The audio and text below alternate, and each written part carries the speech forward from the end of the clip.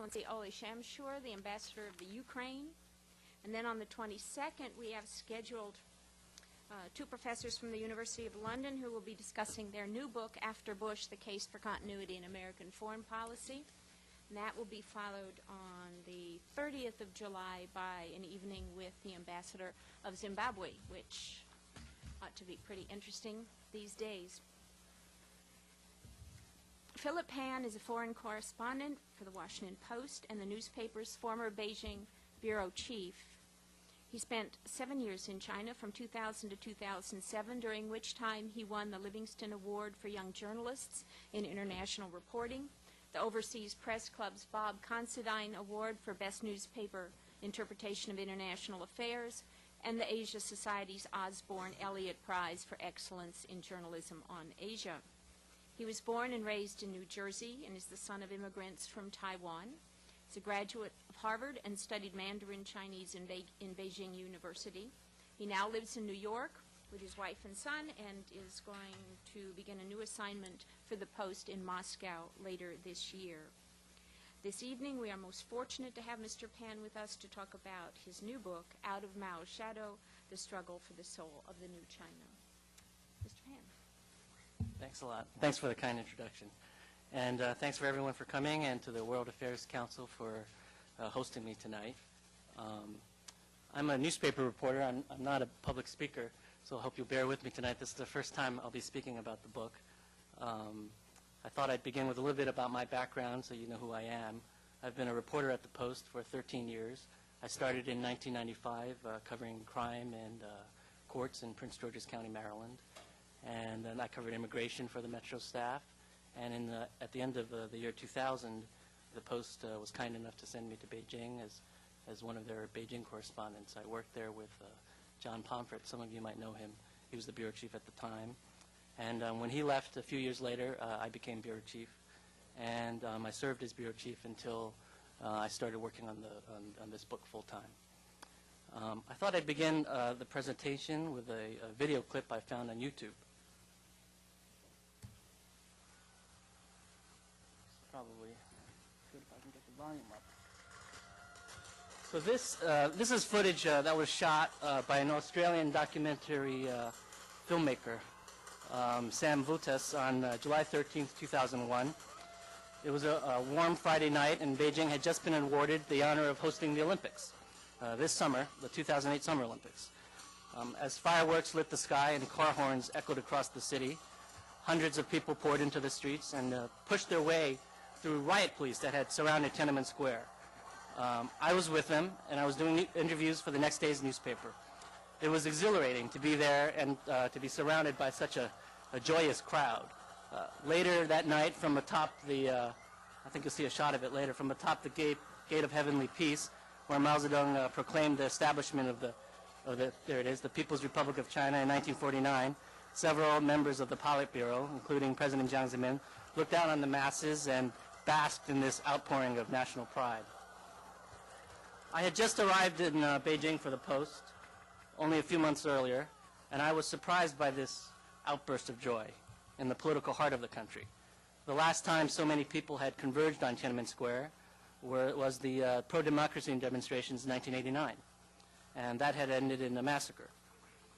The contrast was inescapable and jarring. I was a student in Beijing studying Chinese in the early 90s, and at that point, you know, Tiananmen was still fresh in people's minds, and on campuses it was a subject of quiet discussion. But now that I was back in Beijing, it seemed like the young people who had been protesting the corruption of the communist government in 1989 and calling for democratic reform, people seem to have forgotten them, and people seem to have forgotten the violent suppression of the democracy movement. In fact, as you saw, the crowds in Tiananmen that day were cheering the government.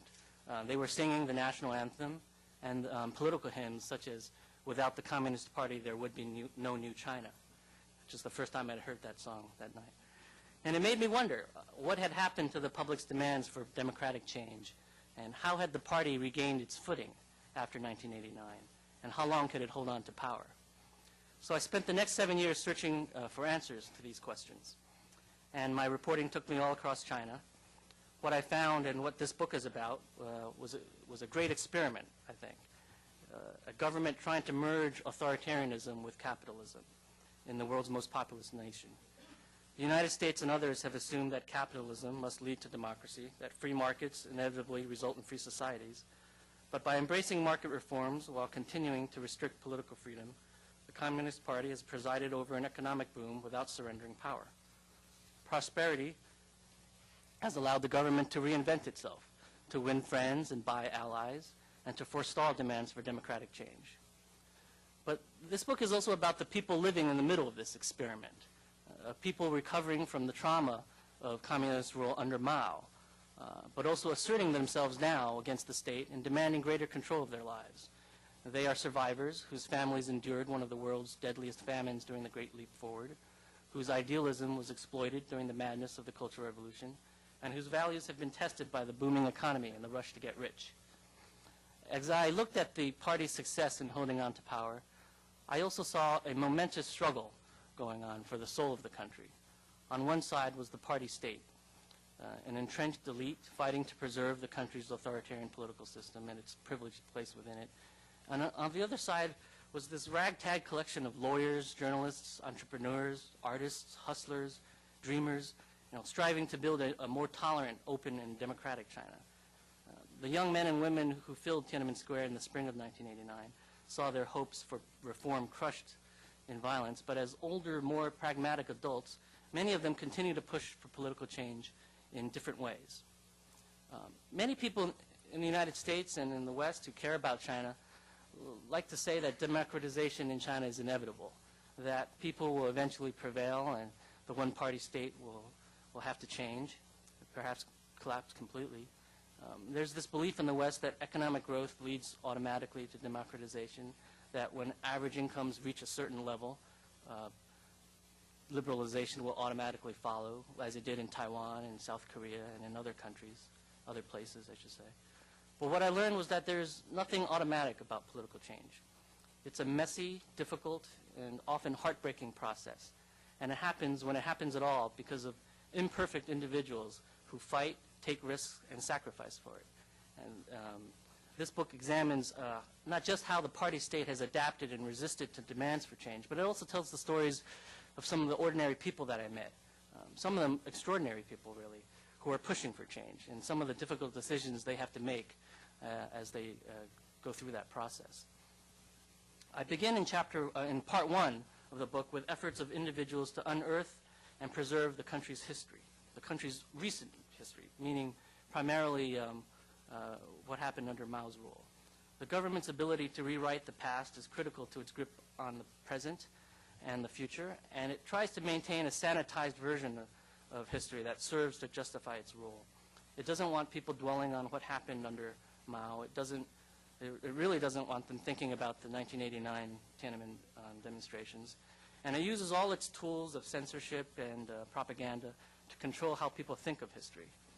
But despite these efforts, I think, I found Chinese society is beginning already to recover the truth of what happened.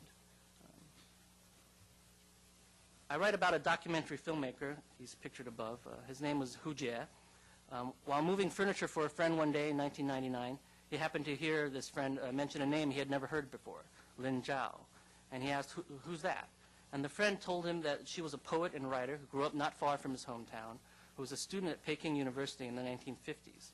She was the only student there who refused to write a political confession during Mao's anti-rightist movement. And she went to prison and was executed at the age of 36 during the Cultural Revolution. But this filmmaker was told that she left something behind. She continued writing in prison using her own blood as ink.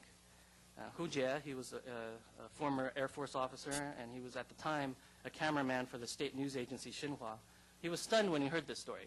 He didn't know much about the anti-rightist movement. His entire education, his education itself had been interrupted by the Cultural Revolution and had been in the state schools. And so he was just surprised that anything like that could have happened in his country. And he wanted to know more. And he wanted to find out what she wrote in prison in blood. So he set out to make a film about this woman, and he spent the next 5 years of his life doing it. So that's an example of I think, this process that's beginning to happen of just ordinary individuals hearing a piece, maybe a hint of something that happened, and then they know just enough to be curious and then to dig around to find out what really happened. This is a picture of the woman that he was researching, Lin Zhao. Now here's another example. This is a cemetery in the city of Chongqing, which is in Sichuan province, where the earthquake was just recently. It's the only cemetery in China dedicated to victims of the Cultural Revolution. I write about some of the people who have relatives buried there and who have managed to preserve this cemetery sort of against all odds, against certainly the desires of many in the government, and against also the pressure for redevelopment. The real estate values in Chongqing have really skyrocketed, and there's over the years been a lot of pressure to knock this cemetery down. But these people refused to let that happen. They refused to forget. And in fact, I met a lot of people who had little connection to the cemetery, but were doing the work of trying to identify the people who were buried there and figure out how they died. In part 2 of the book, I turn back to the issue of the party state and how it adapted to survive after Mao's death in 1976. At the time, I think it's fair to say the party was on the verge of collapse. The economy was in shambles. The nation was traumatized. Hundreds of millions had died. Well, maybe tens of millions had died in famine and political violence. Few believed in communism anymore as an ideology.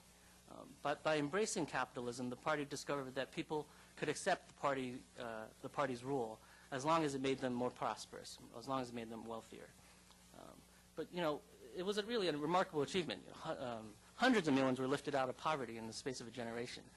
But I think sometimes, looking back on it now, we just assume that it was an easy thing to do, to just sort of embrace capitalism and still stay in power. But it wasn't easy at all. And one of the issues that the party confronted was the issue of workers. At the time, in 1976, almost the entire economy was run by the state. And a large portion, certainly, of the population, almost all of the urban population, was employed by state factories. And in order for market reforms to take place, they had to shut down these factories. They had to privatize them. And this is a process that tripped up many of the states in the Eastern Europe and in the Soviet Union. And what we saw was, what I did with the book is I focused on some of the resistance of this process. A group of workers managed to stage a major protest in northeastern China in the Rust Belt. And it's probably the largest worker protest that we've seen in China in decades. It took place in 2002. But the party managed to localize this protest. It managed to buy off a lot of the workers involved in the protest, and then it arrested several of the worker leaders. And using this sort of pattern of sticks and carrots, they were able to get through this whole process of privatization. And it's you know, from a political perspective, it's a remarkable achievement. From a human perspective, a lot of the workers were really left behind. Some of them, you know, they got payments for, you know, some of them continue to receive welfare payments, but there's a significant underclass in many of these cities now. The younger workers, I think, have found ways to adapt to living with a market economy, but many of the older ones have struggled. They grew up in a period where all jobs were guaranteed, and they were guaranteed. They were told they would have health insurance and pensions, and all that disappeared almost overnight for them. So it was a really sharp transition. And how did the party pull this off? I mentioned sort of the police tactics, but another key to their success is that they managed to form alliances with capitalists, basically, with businessmen and businesswomen, with private entrepreneurs. One of them is displayed here. This is one of the richest women in China. Her name is Chen Lihua, and I did a long profile of her in the book, and try to use her as an example, or sort of as a case study, to take a look at the relationship between the tycoons in China and the party. I think there's an assumption, certainly in the West, that the businessmen, that private entrepreneurs, inherently would prefer a democratic government. they have greater say over business policy. With rule of law, that there's more predictability, contracts can be enforced. But in China, we've seen the emergence of a form of crony capitalism, I would say, where the private entrepreneurs are often dependent on party officials for their success. These connections give them access to markets that are opening up. In Chen Lihua's case, she's a real estate developer, and she managed to get access to a factory that had antique furniture that was seized during the Cultural Revolution from people, and then through her connections, she was able to smuggle this out of the country and make her first fortune. Then she used those connections that she had with the party to get land, which is very valuable right now, partly because of poor planning during the state economy days when workers were moved into the cities such as Beijing, and the priority was on production and not really on quality of life. Now, with the market, there's a real shortage of housing in all the big cities, and these people who manage to get access to land use rights can make a huge fortune, and she was one of them that was lucky enough to do this. And in case, what I found really interesting about her is she's not your typical example of party. A lot of these people who get rich are children of party officials, and you see a lot of resentment they call against the so-called princelings. But she wasn't in that category. She was, at the time, she had actually suffered during the Cultural Revolution. She was an ordinary, I guess she was a seamstress. She did sewing for a living, and a party official who was a neighbor of hers, I heard, was assigned to Hong Kong and asked her to take care of her daughter while he was in Hong Kong, and she did that. And through this relationship with his family, she eventually made it to Hong Kong herself, and she managed to work her way into the good graces of several important party officials, all the way up to the Politburo Standing Committee. In the last part of the book, I take a look at 4 ordinary people who found themselves on the cutting edge of political change in China, and I try to tell their stories of sort of the very difficult decisions they had to make. Some of you may recognize him. His name is Zhang Yanyong. He was a surgeon at a PLA military hospital in Beijing. He was a senior, I think the senior surgeon, maybe the chief of surgery. And during the SARS epidemic, when the government was trying to cover up this outbreak, he was the only doctor who stood up and wrote a letter to the media and told the world, really, that the cover-up was underway and that this disease was spreading. And that was, I got a chance to meet him a couple of times and try to explore why he made that decision to speak out. So many other doctors didn't do that. So many nurses didn't do that, and there's great personal risk involved. There were some consequences to that, but the main consequence was that the government ended the cover-up, and he succeeded. This was an example of how one man could really change the course of history, not just in China, but I think in the world. He became a hero. The party was in a bind. They didn't really know what to do with him. Media wanted to write about him, obviously the Western media, but also the Chinese media saw him as a hero and started to write about him. And this was all going on during a period of a political transition in the leadership. So there was a lot of uncertainty about whether the fact that the SARS cover-up was ended, whether that meant the party leadership was going to be moving in a new direction and actually implementing some real reforms. A few years later, the same doctor wrote a letter about the Tiananmen Square massacre. So not once, but twice he stood up to the government. And the second time, he was arrested for it. He spent, I don't remember, but several months in prison. They tried to pressure him into taking back that letter. He basically told the story of his experiences in a hospital on the night of June 4th, 1989, when the students were being brought into his hospital. This is Zhang Xide. He's a rural party official And I did a profile of him to sort of give a sense of what the vast bureaucracy and the vast party apparatus looks like. And what I found interesting about him is that he didn't come across as an evil tyrant, the way a lot of the people in his communities portrayed him, but he was an ordinary cadre who really believed in the party, in the one-party system, and who benefited from it. He was against political change, and he spoke quite frankly about it.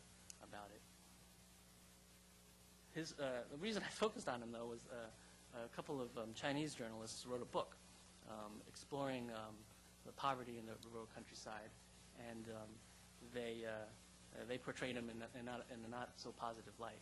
And he ended up suing these two journalists, which was an unusual move, because in China, usually when a party official isn't happy about a book or a magazine article or a newspaper article or a television report, they call the propaganda bureau and they have it censored, and sometimes they can get the reporters punished and or the editors fired and or the entire publishing houses shut down, depending on how serious the offense.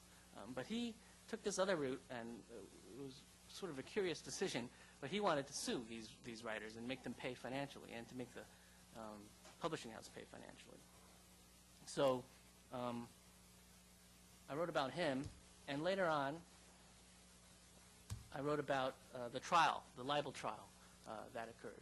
And this was, in the center there is a lawyer. His name is Pu Zhiqiang. He was one of my favorite characters in the book. He was a member of the 1989 generation. He was a student leader during the protests in Beijing. And he was adrift for many years after the massacre, because when he graduated from university, they put a warning in his file, which meant that he couldn't get a job, basically in academia, which is where he wanted to work. He couldn't get a job for the government, which is where everyone who graduated from college went to work back then. So he was adrift for many years. One day a friend suggested he try to pass the bar exam. He studied on his own and he became a lawyer. And for many years he was just a regular lawyer. This is a new profession in China at the time.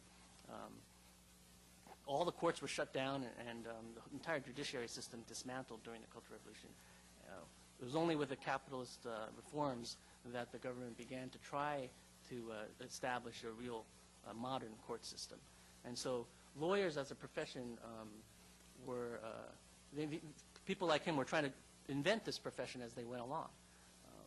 And he represented basically business interests for a long time. He didn't think there was anything idealistic about being a lawyer, and he had basically put what happened in 1989 behind him. The things he had been protesting for, including rule of law, he just didn't think was possible to implement in China. And then he started. One day he took on a case in where a literary critic had been sued by a famous author in China, and he was the defense lawyer. And in his research on this case, he read about a U.S. Supreme Court case, New York Times versus Sullivan, or Sullivan versus New York Times. I don't remember the precise name of it, but it was an important case in American legal history, because it raised the bar for public officials suing against for libel. And because of the timing of that case, which was, I think, in the 1960s, it really allowed the American press to cover the civil rights movement without any fear of being sued for libel. He read about this case, and he was amazed and impressed by the power of the law to move an entire society. And so he thought, well, maybe being a lawyer isn't so bad after all. Maybe I can change China by being a lawyer, by picking the right types of cases. And he ends up taking this case for the two authors who were sued by that party official that I profiled. The previous photo, which I don't quite know there it is, how to get back to. This is a newspaper editor that I befriended and wrote about. He was the editor. He was also a member of that 1989 generation, and so he was a little bit more fortunate. When he graduated, they didn't put a warning in his file, so he was able to get a job at a state newspaper in the southern city of Guangzhou. He, was a good party member for a long time, rose up through the ranks and became editor of a new paper that they were starting, a tabloid. This is an example, I think, of how market forces have begun to change China in unexpected ways. When the government saw that all the state newspapers were losing money, they realized that they needed to do something basically restructure their entire media industry. And so they began launching these market-oriented newspapers, basically abandoning the old People's Daily model of just, political news with photos of party officials that had to be measured perfectly right so no one would get in trouble. So they wanted to basically publish newspapers that people would actually want to read and that advertisers would want to advertise in. And this fellow was assigned to start a newspaper in this southern city. He had not forgotten those values that he had fought for in 1989, and he saw this as an opportunity. And he created a really cutting-edge newspaper that was took things a little bit further than even state media, in other parts of the country. It was one of the newspapers that was aggressive in coverage of SARS. It was one of the newspapers that, well, I think the best example is that it had pages and pages of coverage of the Princess Diana accident when it happened, and that's something that state newspapers would never do. But he realized that that people wanted this kind of news. So not only was he felt he was helping society and helping the party, he felt that he was also creating a newspaper that had a future in the market. And he not only wrote, edited and published stories that were critical of officials in other regions, which is a sort of standard practice in the Chinese media, because then it's harder for those officials to punish you if you're in a different jurisdiction. But he went so far as to publish stories that were critical of the officials in his city and in his province. And one story in particular about a young man who was beaten to death in a detention facility caused a huge stir. It became a national story and then an international story. And I don't want to give away the whole story, but basically he ends up in prison as well.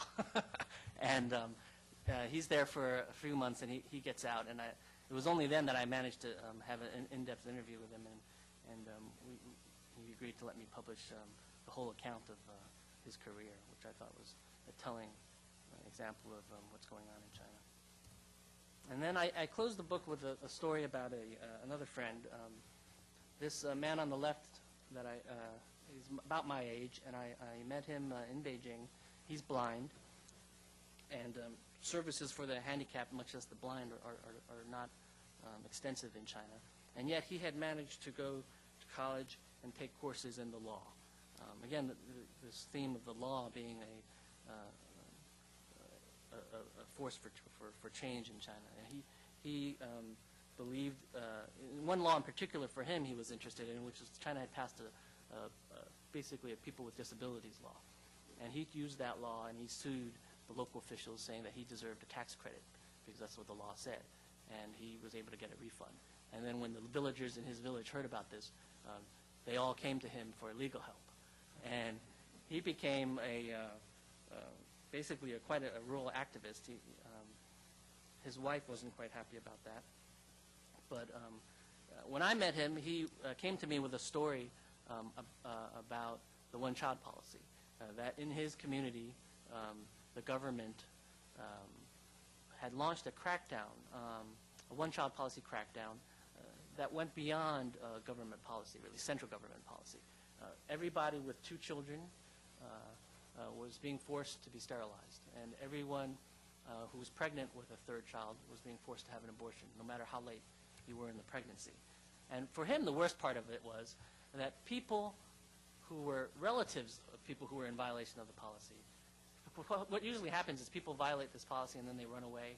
They go to the city or they go somewhere else and they have these kids, and it's very difficult for the party to enforce. And so the local authorities here, they began arresting, well, not really arresting, they just began detaining relatives. Like if you had a sister who was pregnant with a 3rd child and the authorities couldn't find her and force her to have an abortion, they would take you or your parents or maybe your neighbors, and they would take you into, and they would hold you in custody, and sometimes there were some beatings involved. And there were these rooms with 70, 80 people in a schoolhouse, people being held basically hostage until other people came back. And more often than not, these women with the illegal pregnancies would come back so their family members could be freed and be spared often, basically abuse and torture that they were suffering. So he was outraged by this, and he launched he tried to file a class action lawsuit, and he came to Beijing, and he found support from other lawyers, including the one that I had showed you. He wanted to, he had never filed a class action lawsuit before, so he needed help, and he wanted media to help him with this. And when I met him, I said to him, are you sure you want me to write about you in the Washington Post? Because once that happens, you could be in even more trouble than you're already in. And he said he was certain. And he believed that, that the government would not be so foolish as to arrest him. And that he was on the side of right, and he was also a sympathetic figure because of his disability, and that once the central government knew what was going on, they would intervene and they would stop these violations.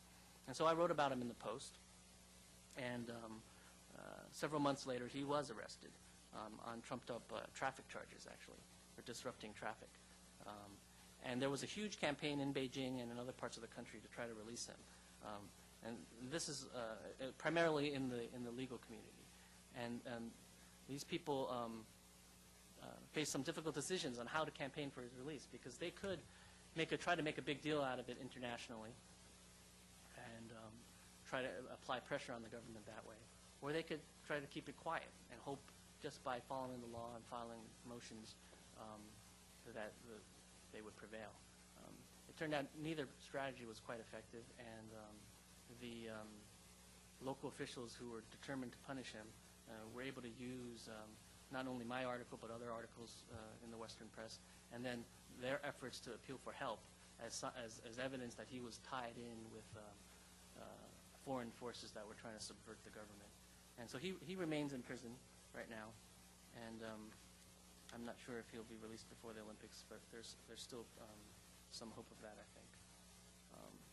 I wanted to close with another video. Let's see if it works. This was shot by a peasant in eastern China that I met. I read it in a state newspaper. A Chinese journalist managed to write this story and get it published. Basically, these peasants were protesting the seizure of farmland by a state power company.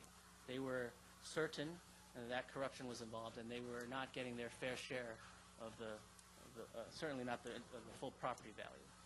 And they had camped out on this piece of land here. About a month or two into their sort of sit-in on this land, a group of young men, dressed in camouflage, some of them had ski masks on, and just wielding iron bars and clubs, came and just stormed them and started beating on them. And this guy, I guess he was in his 60s. He happened to have a little camera, and he filmed it. And then he burned it to a CD. And then when I arrived in this village, he gave me a copy of the CD. When I arrived in the village, the party had basically been frightened away. There were no police in the village, and there were no party officials in the village. There were police who had surrounded the village, and I managed to get through them. And I showed up in the center of the village. In the party headquarters, these villagers had taken the bodies of 6 of their neighbors who had been killed in this clash and put them in the party headquarters. And they were demanding compensation. They were demanding an investigation. And one of them happened to have a camera and gave me this DVD. We put it on our website at thewashingtonpost.com. And then, this is the power of video and technology to change things. I'd written, hundreds of stories for the Post in China. This one got more attention, I think, than almost any of them, because ABC, CNN, Reuters, BBC, it was very tough for them to ever get video of something like this, and they all picked up on this story. In the end, the central government did launch an investigation, and they punished a whole group of officials who were allegedly involved in this. But the elderly man who filmed this was put under house arrest for a little while. So I want to take your questions. That's just a broad overview of what's in the book and of my argument. there's lots of different nuances that I didn't want to get into. I figured it's just easier to take questions. If you're going to ask me what's going to happen, the question is I don't know. It's a struggle right now, and I think my usual answer is that the Communist Party is winning right now. That capitalism has allowed them to stay in power, and at the same time, I think capitalism has given society more freedom too. And I think how these two different forces end up resolving themselves is going to be one of the most interesting questions of the next 10, 20 years. Thanks.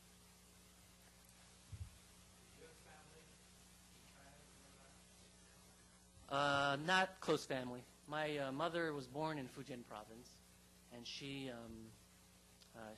immigrated to Taiwan before the revolution. So both of my parents were from Taiwan, and so I had some distant relatives in Fujian, but none that I had ever met, and none that would ever be connected with me. I never went to see them precisely for the reason that I didn't want to put them in any sort of jeopardy. And my parents, my father's a lawyer, and my first visit to Beijing was in the 1980s on a family visit, and he had done a lot of business in Beijing, and he had a lot of friends there too. And I also tried while I was there to avoid being linked to them, just so there wouldn't be any problems. There was none in any case. I'm wondering if the press is getting a little more daring and the party is rather than to open up. I know there are often orders stating you can't cover this subject or that subject. Is that working, or is the press getting a little more adventuresome? The press has gotten a lot more adventuresome, and especially on the internet. That's not really the press, but the internet is sort of become the freest media in China, and the only really independent media in China. At the same time, the propaganda bureau is still there. Like you said, they issue orders. And in the chapter about the newspaper editor, I go into detail about how this process works. But basically, if these reporters can publish a story before they get an order before they get the censorship order, they have an excuse. Like, oh, you didn't tell us we couldn't write about this. That's their excuse. And so they do this. They actively do this. They try to get stories into the paper as soon as they can when they hear about them, before they can be ordered off of the story, and then deal with the consequences later. In the case of this newspaper, sometimes when the propaganda bureau got mad at stories that they were publishing, they would send back memos up to the propaganda bureau. Oh, we've already addressed it. We fired the reporter. We've transferred the editor, and none of that was really happening. But they would just write these memos up to the propaganda bureau. So you see this sort of cat and mouse game going on. And in some ways, I think the biggest threat to the sort of real journalism in China doesn't really necessarily come from the censors anymore. It comes from the market forces, and that there's such demand for entertainment news, sports news, that a newspaper can make a fine living just publishing that and not having to do real aggressive investigative reporting. So we'll have to see whether market forces alone, without idealism, can result in real journalism there. Do most people believe what's written, what the party says, or is it, let's say, People's Daily, Most people don't read the People's Daily. I think it's still the #1 circulation newspaper in the country, but most people don't read it. It's so far removed from people's lives. It's Politburo pronouncements, ideological theories, that people don't read it. People read the internet, and people read these market newspapers, and I think they read it. They read it with some skepticism. They understand that not everything is in there. Again, it's hard to generalize about the Chinese public, but I think urban, sophisticated, educated urban readers understand that not everything is in their newspapers. Some of them don't mind. Two brief questions. Sure. How easy is it to get a copy of the Washington Post in Chinese in China? And secondly, the image of Taiwan, is it simply regarded as China irredenta, or is there a legitimate curiosity about what life is like in Taiwan? The Washington Post isn't published in Chinese, and so they can't get that. And we actually don't publish even in English outside of the Washington area. But we have the website, and people can get access to the website. When I first arrived there, it was blocked for some time, but now it's available. The government has sort of realized that English language news is not a real threat to them, that most Chinese, because they don't speak the language, they're not that worried about it. As far as Taiwan, it's a tough issue. I think, and there's not been really independent polling done about this issue. But my sense is that there is a strong, especially in the urban educated middle class, a strong sense that Taiwan is part of China, and they're very sensitive about it. At the same time, they're also very curious about it, I think. And I think the recent elections in Taiwan have opened up an interesting challenge for the communist government, because the Nationalist Party, for those who haven't been following it, has taken the presidency in Taiwan. The Nationalist Party used to be a party on the mainland, and previous to the Nationalist Party being in power in Taiwan, was a very pro-independence president from a pro-independence party, and the Chinese government hated this guy, and in order to sort of isolate him and to weaken him, they basically rehabilitated the Nationalist Party in the state media. The Nationalist Party had been vilified for decades in mainland China. And in order to isolate this independence activist, this independence party, they have rehabilitated the Nationalist Party. And now the Nationalist Party is back in power in Taiwan. And I think among certain educated Chinese, there is this question of, well, if the Nationalist Party can run in an election, and if they can elect a charismatic president as they have, why are we stuck with such colorless Communist Party leaders? And I think it'll be interesting to see how that plays out, too. Yes, I've been doing a comparative study of China and India, and China, despite its authoritarian, corrupt rule, is far more successful institutionally. One of these days you might write about it, but you're going to Russia. I am. Crony capitalism exists in both China and Russia. Right. Yet China, again, is far more successful Yes. than Russia in attracting foreign direct investment. Why is that? What do you think? This is the $6 million question. I mean, this is what we wonder about. Why? What have they done with authoritarianism and capitalism to allow capitalism to flourish? Actually, to allow economic growth. And I think key is something that's not talked about often, but they have this enormous bureaucracy, and they've instituted the system where economic growth is a primary consideration for promotions. And so, although these officials are corrupt, if they want to get promoted in order to get even bigger bribes, they need to make sure there's economic growth in their districts. And so that's part of the answer. Another part of the answer, I think, is this collusion, really, between party officials and the businessmen. It doesn't go so far as, in Russia, from what I understand, I've only been once, but from what I understand, the officials there will demand bribes, continue to demand bribes until the business goes bankrupt. In China, they won't do that, generally. They'll demand bribes and allow you to stay in business, but they just want their cut. So in the book, I sort of compare them to the mafia in parts of the United States. That as long as it's a sort of it's not a criminal organization, but it operates as one. They need their piece of the action, and then they pass it up the line. And as long as you keep things growing, then you can get a promotion and you get even bigger riches. If you can become the Godfather, you're doing even better. It'll be interesting to see your comparison. Well, I'm looking forward to that. Yeah. There's a modern day theme that appeals to the soul of China, and that is environmental concern. And considering when you hear about that, we hear about issues of riots. There have been riots on environmental issues, as I understand. There have. The grassroots expressions of concern. Right. And there's so many dimensions of this today. And what are your observations? Is this one of the themes which will accelerate change in China? Well, it certainly was in the Soviet Union, and I think the pollution and the environmental damage in China is certainly as serious as we saw in the Soviet Union before it fell. And the amount of activism I think we're seeing is comparable as well, and maybe even greater. So I do think this is one of the issues that we should be watching. When people get more prosperous, they can have the time and the energy and the resources to care about issues like the environment. And more we're seeing in cities like Shanghai, where you would imagine that people would be quite satisfied with their lives, and in many ways they are. But just recently, in the last few months, we saw protests in Shanghai over the construction of a maglev train. We see this kind of thing all around the country. People want a greater say in the government when their lives are affected. And the environment is an issue that affects their lives. One-child policy I talked about is another one.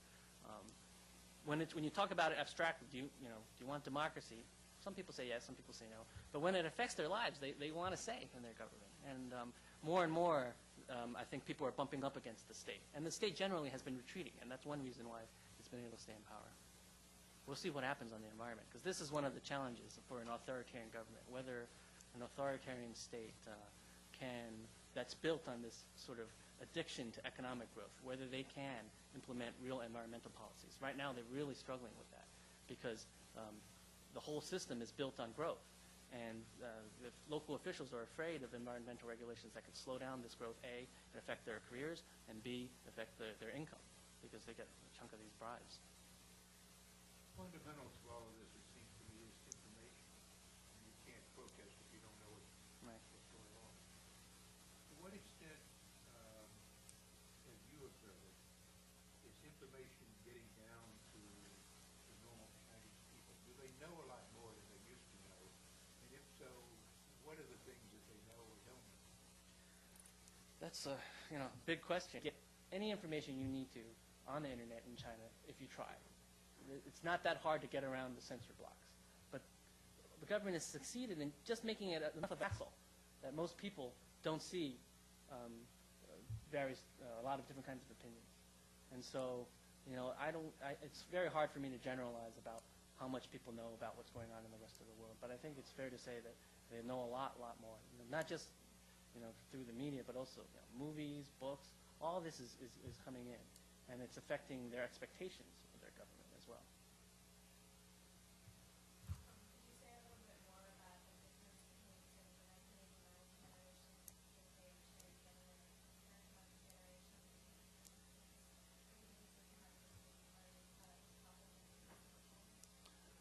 Well, I wasn't there in 1989, so I know the 1989 generation now, but my impression is that in 1989, the biggest difference is that their economic prospects were slim.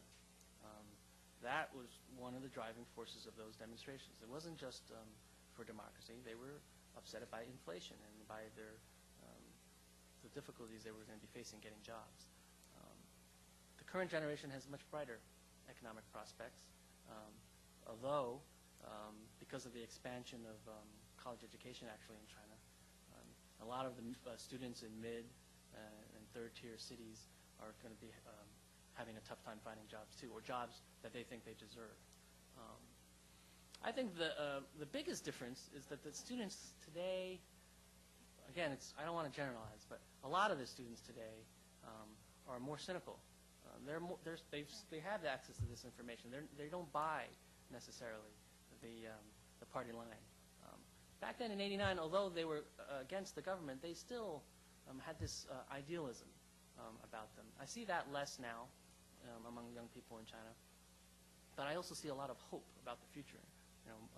They're much more optimistic about their country's future and their own personal futures. So, that's going to be an interesting group to watch. Partly also because that's the one-child generation basically coming of age right now. They don't have brothers and sisters, so we'll see what they're going to be like. Two questions. Do media companies make money in China? Do you see that they're going to first of all consolidate and has Yeah, media companies in China are generally state companies still. That's one industry that hasn't been privatized at all, and they make a lot of money generally. They didn't always. Like I said, they were struggling in the early to late 90s, and now with these market newspapers, and especially on television, it's been some monopoly, and with the private economy growing the way it is, and businesses looking for consumers, there's a lot of advertising money out there. And actually, state media companies in China, in some ways, are doing better than the Washington Post company. you were saying is a lot of local newspapers will start not losing when they've done that. Mm. Are those on government or are they? Yeah, we call them market-oriented newspapers, but they're still owned by the state media companies, and the party still basically controls them. They appoint the party appoints the editors, and they generally are party members. But you know, journalists around the world, they don't like being told what to do, and even these party guys, they want to be real journalists. And on this side. I'm interested in minority groups, particularly the Muslims, the Chinese Muslims, Mm. like the Uyghurs. Mm. How are they doing in that? The Chinese Muslim, you mean the Hui? That's the largest Chinese Muslim community. There's the Uyghurs too, but the Hui are. Well, how are they doing? Well, I did cover just about 2 years ago a major clash between a Hui community and a Han Chinese community. I think generally they're doing well. That like everyone else in the country, including the Tibetans and the Uyghurs, their incomes are rising. But I think there is resentment between these different groups. The minority groups often feel that they're not getting their fair shake of the contracts and such, and sometimes it's true. There's also disputes between minority groups. In Tibet, where we saw the riots, protests/riots recently, there was a lot of talk about the anti-Han Chinese violence by the Tibetan rioters and or protesters. But a lot of those shopkeepers that were attacked were actually Hui. The Hui have really moved into Tibet. And in fact, that central square, the Jokang Square, almost all those guys are Hui from the last time I visited. So there are tensions.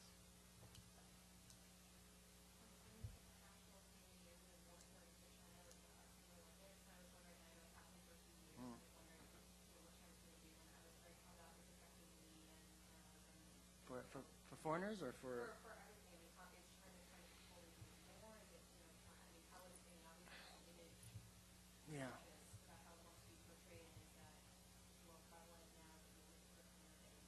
Are they, central Sure. stories, or how are they really handling? Yeah. Well, let me start by saying that when I arrived in China just as they got the Olympics, and before they got the Olympics, I interviewed several officials about what they were willing to do in order to win the Olympics. In other words, they were making the case then because they lost the Olympic bid for 2000 because of human rights issues, and they were making the case when I arrived that if you give us the Olympics, we will improve our human rights situation. It will only integrate China more with the rest of the world. And one vice mayor, I asked specifically about a restriction in place then on foreign correspondents, which is that technically we weren't allowed to do any interviews without the government's permission, and we weren't allowed to travel without the government's permission. We routinely ignored those rules, but those laws were there, and we did I did get arrested often, because of those laws. So I asked him about that, and he said, I don't think those laws will be in place in 2008. And in fact, last year they suspended those regulations. So technically now, foreign correspondents are allowed to roam freely around the country. We have more freedom probably to do that than Chinese journalists, which the Chinese journalists notice it. But speaking of the last few months, I think the government is very concerned about their image, and there has been tightening both of the media and of civil society. Some of these groups, the lawyers, a lot of lawyers have been disbarred and told to keep quiet. A lot of these activists have been arrested. The blind fellow that I talked about, Cheng Wancheng, is one of them. So there's been a general tightening in the run-up to the Olympics. And as far as foreign correspondents are concerned, we have not seen, even though the law has been suspended, we still get stopped and harassed, and we haven't been able to interview anyone we want to interview. The Tibetan situation, I think it hurt the government not to let us in there sooner. I should talk about the earthquake too, because this is an interesting sort of phenomenon. That when the earthquake happened, Chinese journalists rushed out there. They were told not to cover this, and they covered it anyway. And it was that coverage that made the government look so good. And so the government failed to stop the journalists, and it benefited from their mistake. And we see this pattern often, I think. You know, the government, if it was up to them and they acted on their own worst instincts, you know, they would probably be out of power now. But because they're not as capable of being repressive as they used to be, they managed to, you know, this is an example. They managed to end up better off. And I think it's sort of hard to understand, but what I keep going back to is a more democratic and more open government is going to be a better government. And so when they back off, when they make a mistake and they can't be repressive, they end up a better government and they end up stronger. So we're in this period where it's win-win for the people and the government, I think. Do you think that they learn that? They really... They really learn what you just said? No, they don't learn it. It just happens. I think some of them know it, but they're not doing it on purpose. If it were up to them, I really think they would much have rather have those journalists all stayed home. And if it were up to them, they would much rather have much stricter control over things. But it's not up to them anymore, and not completely. Two quick questions, comments. Tongwa means central kingdom, and therefore authority in China has always came from up above. Democracy is going to be a little bit of a split for that. And how do you see it really happening? And also, did you see the major issue of National Geographic about China? I did see that issue. Great issue. Great piece I recommend by Pete Hessler in that issue. But I think it portrayed it pretty well. I thought that was a good piece. It didn't take on the politics issue as directly as I tried to. And that's okay. It's not just National Geographic. Not everyone has to talk about politics. But as far as democracy in China, there's no reason. Well, first of all, I don't think it's happening anytime soon. I'd like to see it happen. But if I were going to make a bet, I'd bet the government's been pretty good. When I was studying China in college, I thought, I got to get out there because this government's going to fall, and that's going to be a great story, and I want to cover it. And then I got out there, and I was studying Chinese in the early 90s, and I didn't want to leave because I thought Deng Xiaoping is aging, he's going to pass away, and things are going to change, and I want to be there for the fall of communism in China. But I left, and I came to work for the Post, and I'm glad I did because nothing has changed. And I've given up predicting the fall of this government. They're resilient, and I think this is what makes it such an interesting experiment. I wanted to ask you to return to what you made at the very beginning about the fact that this change is not inevitable. Has the growing success of democracy in China, has it changed the attitudes even of the dissidents toward the United States?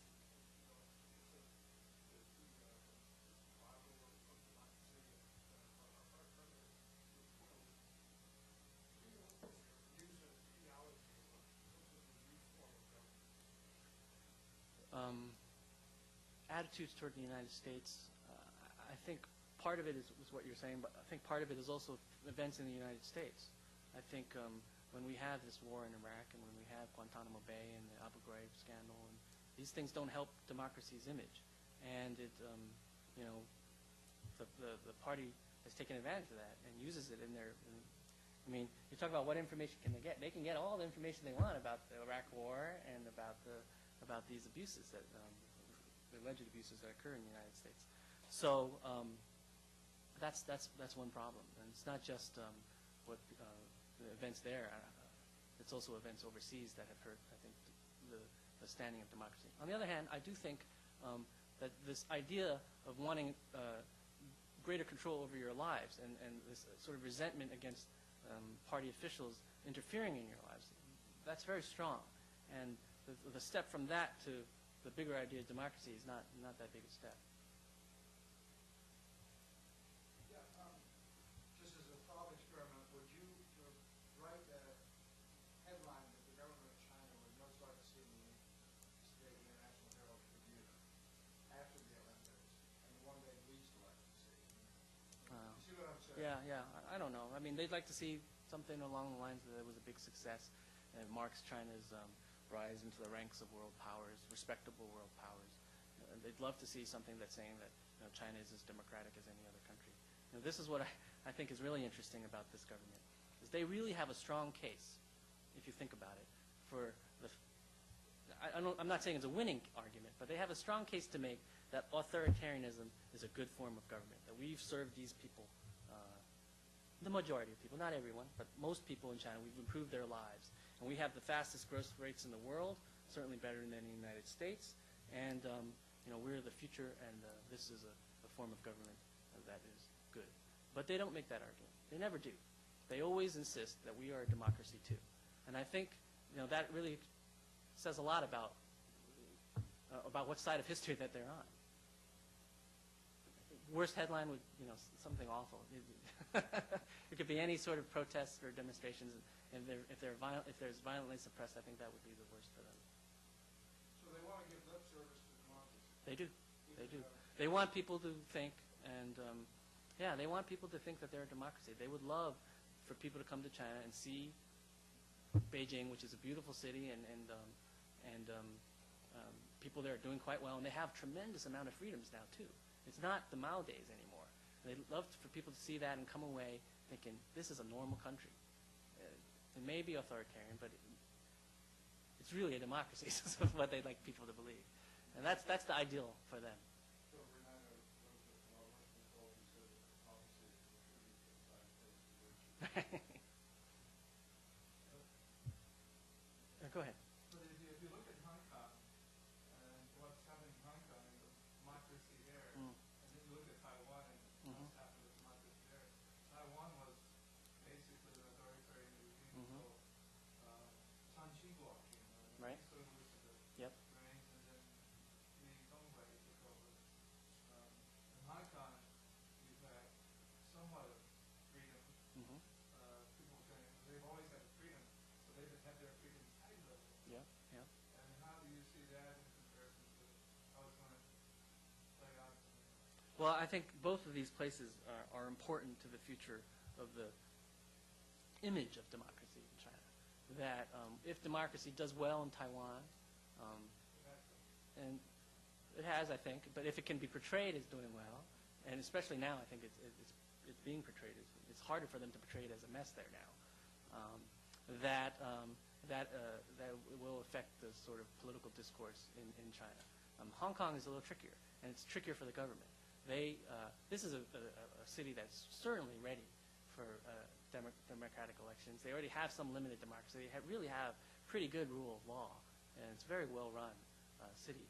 And if the government gives in to public demands in Hong Kong for greater democracy, you're going to see, I think, places in southern China adjacent to Hong Kong, Shenzhen, Guangzhou, asking, well, why not establish a zone here for us to have some experiments in political reform as well, just as Deng Xiaoping experimented with economic reforms in the 1980s. Why don't we, if Hong Kong can have democracy, why not this patch of land right next to Hong Kong?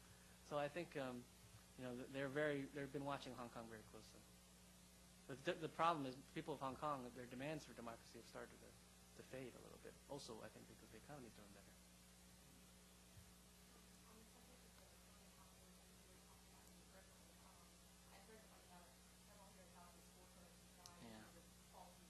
Yeah.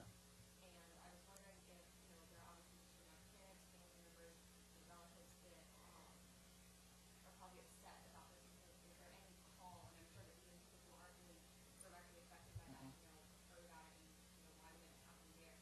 So is there any sort of outpouring of people against this Chinese populism and against this corruption that led to all these building failures and deaths? Yeah, there's been a huge outcry. Especially among these parents. And there have already been some protests, and the government has already been quite good at swinging into action and dispersing these protests. They've told these parents not to contact foreign reporters. They've done mass burials of some of these children, so that these parents don't. Yeah, there's almost certainly that corruption that you talk about that allowed these buildings to be built so shoddily. It almost certainly happened, because you see school buildings down and other buildings still standing. And the media basically has been told to stop writing about it in China. And when that happens, the government realizes it has an explosive issue on its hands. It doesn't want people talking about this. But people are still talking about it, especially in these areas. And there's actually been talk of among some of these parents of coming to Beijing. The government's going to do everything they can to not to let them come to Beijing. They may arrest some people. More likely they'll spend money to try to buy them time, and we'll see what happens. It's a tragedy.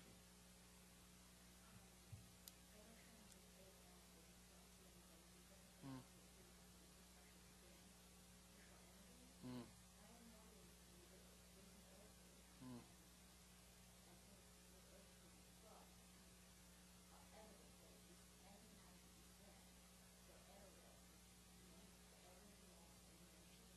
Mm.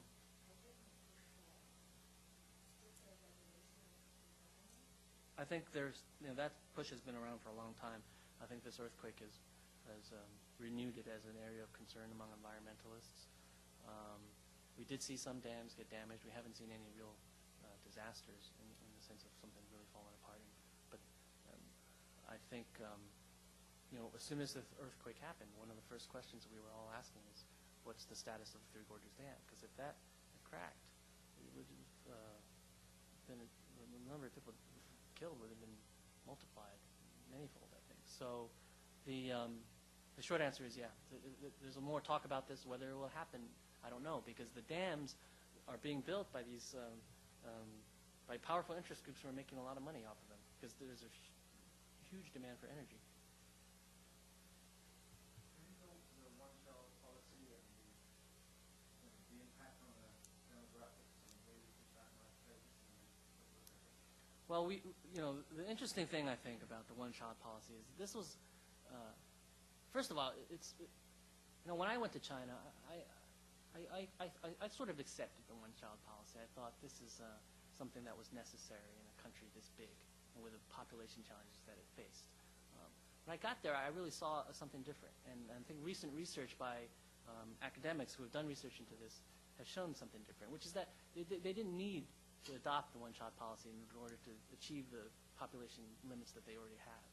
And sort of animosity and the cost in people's lives and in botched operations, people's houses being torn down for violence, all the stuff I was talking about, these abuses, it was way too high for the little that they gained. They could have gained a lot of this through sex education and through investment in rural healthcare systems, basically. And I think the government realizes this now, and they've started to back away from the one-child policy. They've since aimed to undo some of the sterilization practices. Well, some places, yes, but in most places they're still sterilizing, and they. No, I mean, they're doing it. Oh yeah, yeah. Well, they're in the earthquake. This is one of the very Chinese response. They've allowed families who've lost children, often only children, in the earthquake to have more children, and they have to undo some of these operations now. But in terms of the future, I think they have a challenge in terms of the male-female ratio because of the preference for boys, especially in the countryside. The most recent numbers are, I think, about 119 boys are born to every 100 girls, and that could be a problem in the future if those numbers are accurate. I think I'm skeptical of how accurate they are because I think a lot of girls who are born are just not reported. These families just hide them, basically. Because I was out in the countryside, I can't remember a single family that only had just one child.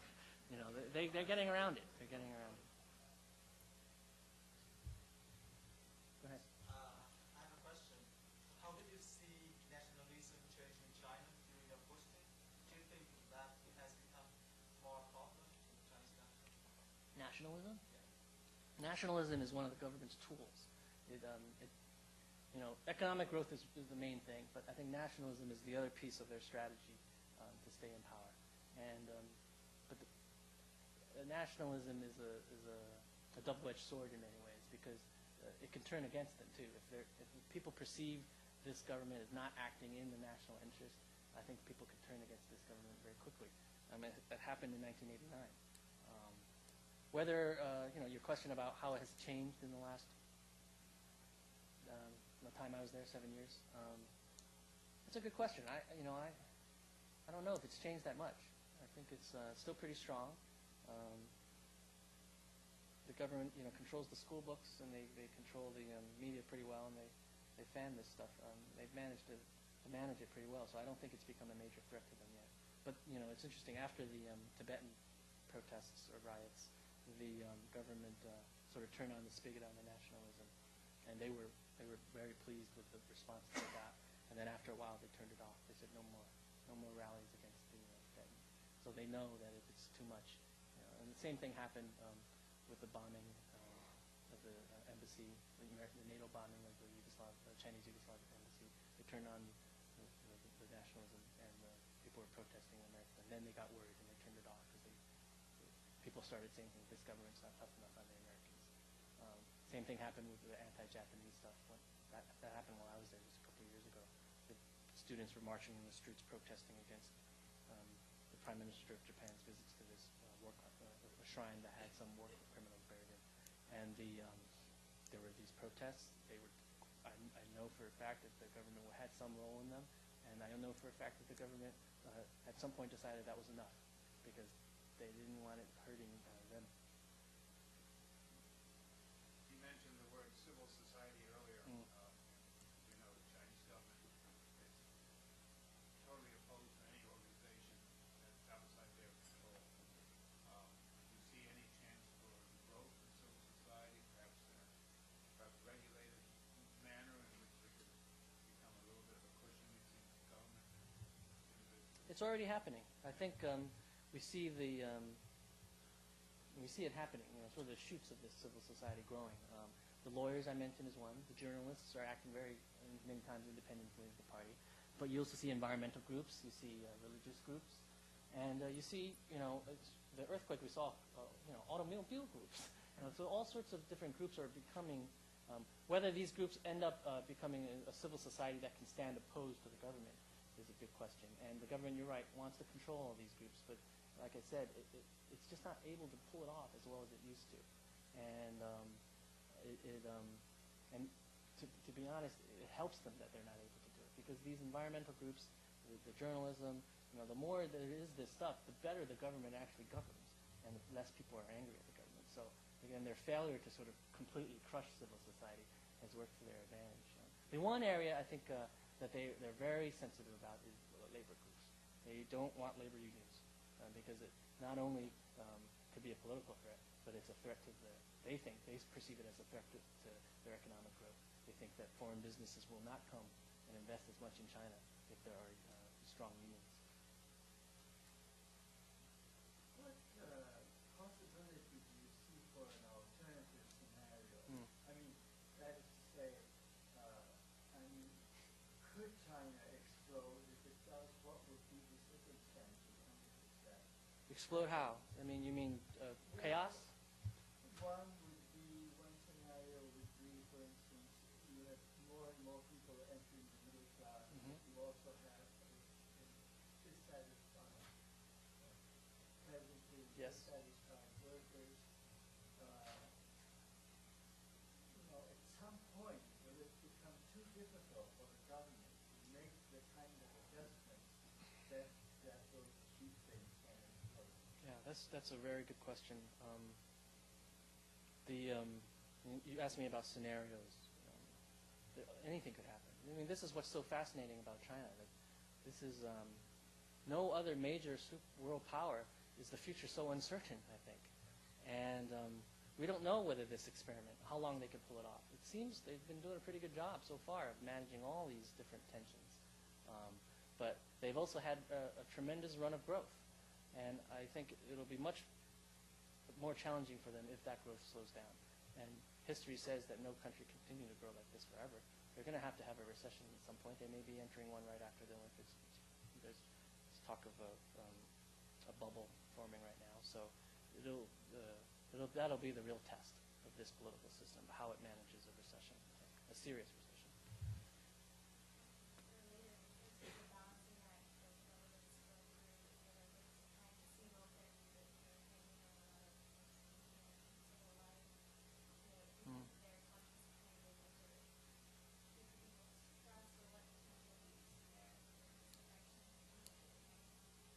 For the Olympics, you mean?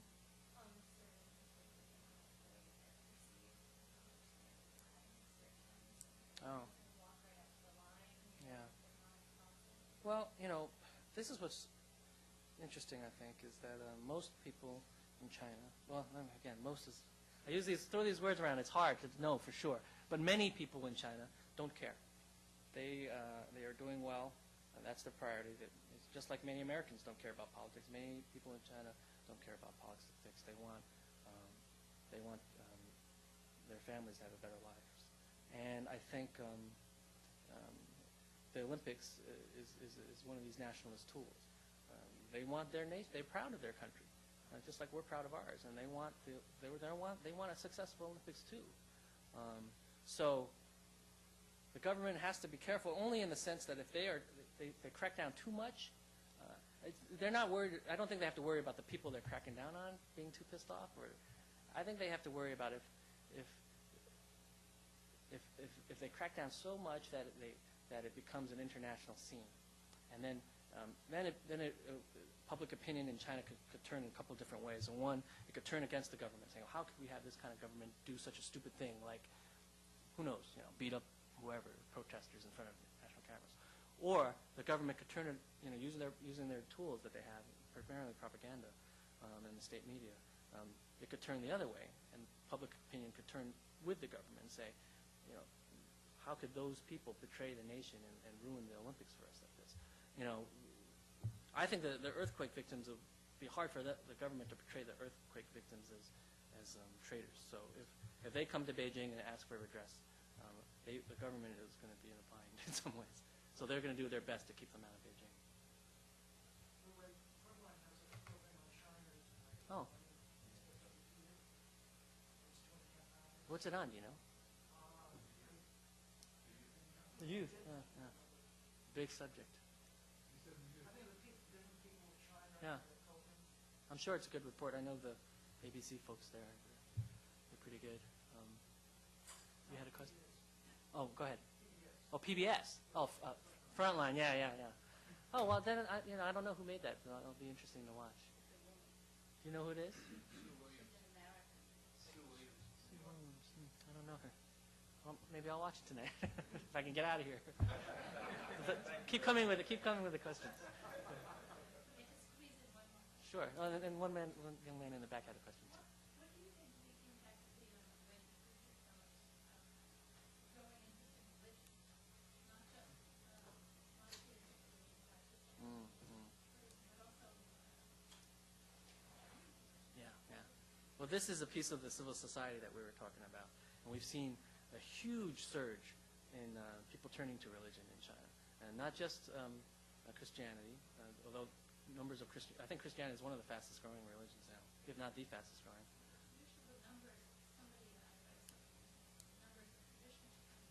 That's growing very fast too, and I think this comes from this vacuum of values in some ways that the fall of communism as an ideology has left, and the sort of rapid economic growth, cutthroat capitalism that we see in China.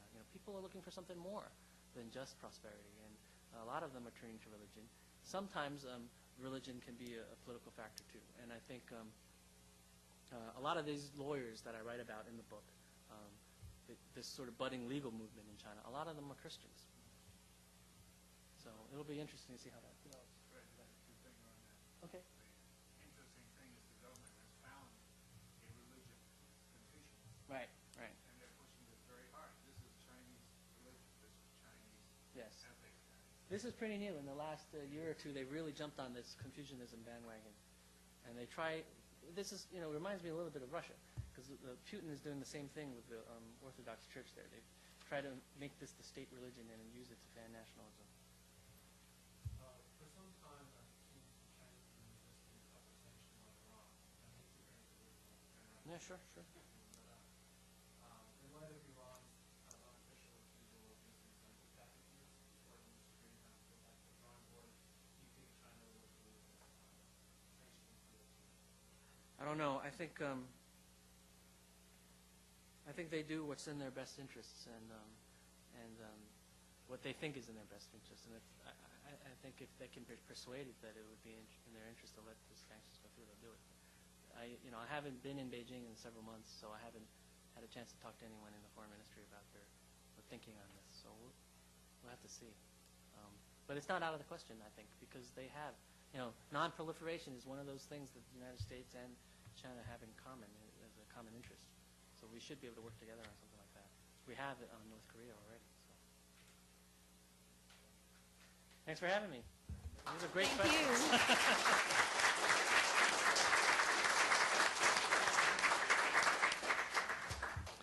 Tell everyone to buy books.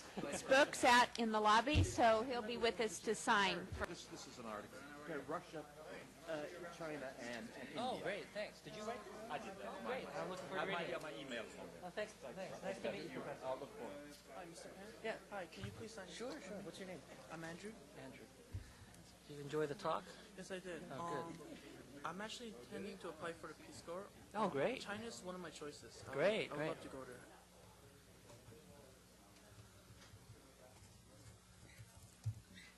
Are you a student right now? Yes. Where? SUNY Geneseo. Oh, great. Well, good luck.